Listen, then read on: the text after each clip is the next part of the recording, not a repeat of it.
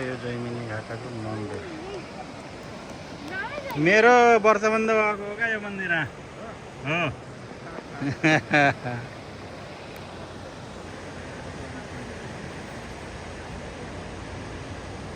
यो ठेउले खोला पारीको बाटो सरदर काली गण्डकी करिडोर।